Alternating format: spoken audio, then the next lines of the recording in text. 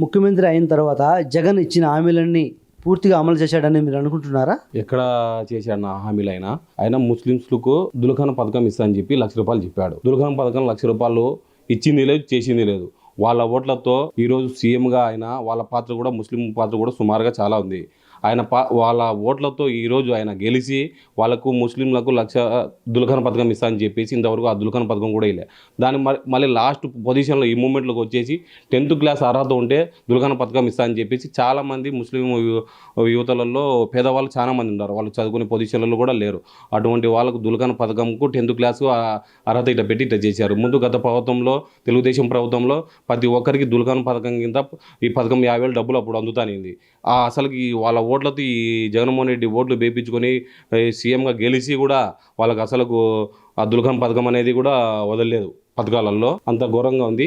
ఇంకోటి ఏంటంటే గన ఈ జగన్మోహన్ రెడ్డి చేసే పథకాలు చేస్తున్నామని చెప్తున్నాడు కదా, ఏ పథకం కూడా చాలా మందికి అందలేదని చాలా మంది చెప్పుకుంటున్నారు. ఇంత ఘోరంగా ఉంది ఆయన పరిపాలనలో. జాబ్ క్యాలెండర్లో గత తెలుగుదేశం హయాంలో ప్రతి ఒక్కరికి నిరోధక కింద డబ్బులు ఆయన చంద్రబాబు నాయుడు చేస్తున్నాడు.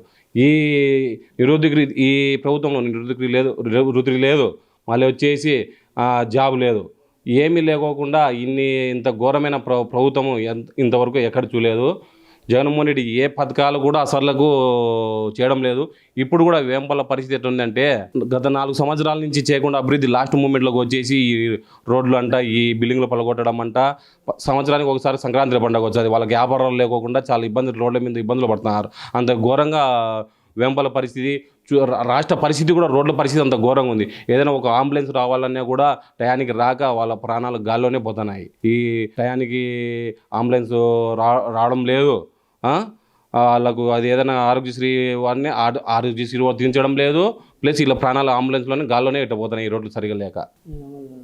అమలు జరగడం లేదు. ఏది హామీలు ఏం చేయడం లేదన్నా. ఏదో నామకు వాస్తే అక్కడక్కడ కొన్ని జరుగుతున్నాయి అంతే తప్ప ఈ కరెక్ట్గా హామీలు అనే విధానంగా అసలు జరగడం లేదు. చాలా ఘోరంగా ఉంది పరిస్థితి ఈ గవర్నమెంట్లో అయితే గాన. ముఖ్యమంత్రి అయిన తర్వాత జగన్ ఇచ్చిన హామీలన్నీ అమలు చేశాడని మీరు అనుకుంటున్నారా? ఎక్కడ అమలు చేశారండి? ఏమి ఊరిగా వాళ్ళు పేపర్ ప్రకటనలు ఊరిగా ప్రజల్లోకి అన్ని ప్రజల డబ్బు తన్ని పోస్టర్లు వేసి అన్నీ చేసుకుంటారు తప్ప ఎక్కడ అమలు చేయడం లేదు. చెప్పడికేమో పేరుకేమో అని పలుకుతారు కానీ ఏది ఒక సంక్షేమ పథకం రావాలంటే కనుక 100 మందిలో ఒక అంతా 12-20 మందికి వచ్చింది. 80% మందికి నీకు కరెంటు బిల్లు ఎక్కువ వచ్చింది. మీకు మీ ఇంట్లో ఉద్యోగస్తులు ఉన్నారు, మీకు 2 ఎకరాలు భూమి ఉంది, మీకు 5 చదరాలు ఇండ్లు ఉంది అంటే పేద ప్రజలు కనీసం ఒక 5 చదరాలు ఇండ్లలో కూడా ఉండకూడదా? అన్ని కటింగులు పెట్టినాడు. ఎక్కడ ఎవరికే కానీ ఏం సంక్షేమ పథకాలు అందరి దగ్గర 90 మంది దగ్గర తీసుకుంటాడు, 10 మందికి పంచుతాడు. కరెంటు బిల్లు అయితే కనుక గతంలో ఒక 60-70 రూపాయలు మినిమం కరెంటు బిల్లు ఉన్నది. ఈ రోజు అయితే కనుక ఒక 2 ఉండేటోళ్ళకు కూడా 600-700 కరెంటు బిల్లు వస్తుంది. ఎట్లా ఈ పేద ప్రజలు బతకాడ? బస్సు ఛార్జీలు విపరీతంగా ఇచ్చాడు. 9 సార్లు కరెంటు ఛార్జీలు పెంచిన ఘనత ఎవరిదంటే ఈ ఒక జగన్మోహన్ రెడ్డిదే. గతంలో తెలుగుదేశం ప్రభుత్వంలోనే పేద బడుగు బలహీన వర్గాలు కానీ ప్రతి ఒక్కరూ అందరూ సామాన్యులు అందరూ బాగా బతికేదానికి ఒక అవకాశం ఉన్నది. కానీ ఈ ప్రభుత్వం వచ్చినాక ఏ ఒక్కరే కానీ 10 రూపాయలు సంపాదించుకునే దాఖలాలు లేవు. ఉన్న సొమ్మునే ఖర్చు చేసుకుంటున్నారు తప్ప ఎవరో కానీ ఈ ప్రభుత్వంలో బాగుపడింది లేదు. అందరూ చాలా అట్టడు వర్గంగా ఎన్నిక్కిపోతానే అన్నారు. ఈ ప్రభుత్వంలో అందరూ ఇబ్బంది పడుతున్నారా కానీ ఎవరో కానీ బాగుపడిన దాఖలాలు అయితే లేవు.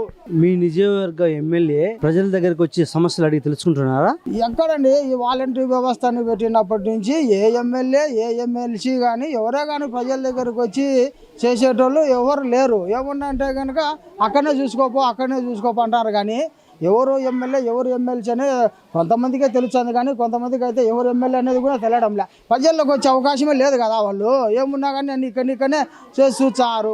అది కూడా మనం చెప్పుకునేదానికి కూడా అవకాశం లేదు. ఏమంటే ఈ కాగితం ఇచ్చారు, నువ్వు సచివాలయం పోంటారు, ఆడిపోతే కనుక నువ్వు ఎండి ఆఫీసు పో అంటారు, ఆడిపోతే నువ్వు కలెక్టర్ ఆఫీస్కి ఆడిపో, నీ ఏలు ముద్దర్లు పని అంటారు. ఏ సక్రమంగా చెప్పలేదు, జరగడం లేదు. వీళ్ళు ఊరిక ప్రగల్భాలుగా పలుకుతారు కానీ పేద ప్రజలకు ఎక్కడనే కానీ న్యాయం జరిగిన దాఖలాలు అయితే ఏం లేవు. ఇప్పుడు రాబోయే ఎన్నికల్లో మీ నియోజకవర్గం నుంచి ఏ పార్టీ అభ్యర్థి గెలుస్తాడని మీరు అనుకుంటున్నారు? ఈ మన నియోజకవర్గంలో వైఎస్ఆర్సీపీ పార్టీ తరఫున ఎవరు పెట్టినా కానీ ఎంత డబ్బులు ఓడిపోయే పరిస్థితి ఎక్కువగా ఉంది. తెలుగుదేశం పార్టీ తరఫున ఏ అభ్యర్థి పెట్టినా గెలుస్తాడండి, తప్పకుండా గెలుస్తాడు. ఇప్పుడు రాబోయే ఎన్నికల్లో రాష్ట్రం బాగుపడాలంటే ఎవరు ముఖ్యమంత్రి అయితే బాగుంటుందంటారు? రాష్ట్రం బాగుపడాలంటే నారా చంద్రబాబు గారు ముఖ్యమంత్రి అయితేనే బాగుపడేదానికి అవకాశాలు ఎక్కువ ఉన్నాయి. ఎందుకంటే ఆయన ముందు చూపుతో రాబోయే తరాలకు భావి తరాలు ఏ విధంగా ఉండాలా, మన భవిష్యత్తు ఏ విధంగా ఉంది.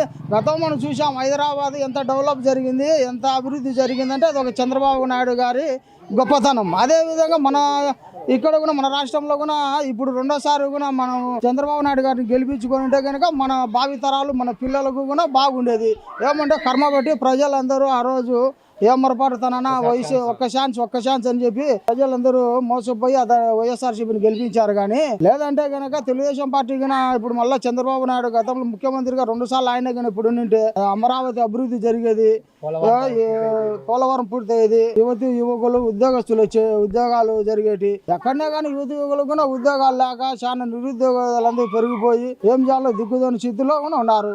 నెక్స్ట్ చంద్రబాబు నాయుడు గారు ముఖ్యమంత్రి అయితే ఈ రాష్ట్రం బాగుపడుతుంది, లేదంటే కనుక ఇబ్బంది పడుతుంది. ఇప్పుడు టీడీపీ జనసేన కూటమితో రాబోయే 2024 ఎన్నికల్లో రాబోతున్నారు. వీళ్ళకి ఎన్ని సీట్లు వస్తాయంటారు? అప్పుడు గతంలో చూసుకుంటే గనక జనసేన ప్రత్యేకంగా పోటీ చేయబట్టిందని తెలుగుదేశం పార్టీ అభ్యర్థులు 300, 500, 2000, 1800 ఇలా అతి స్వల్ప మెజార్టీతో వైఎస్ఆర్సీపీ గెలిచిందనమాట.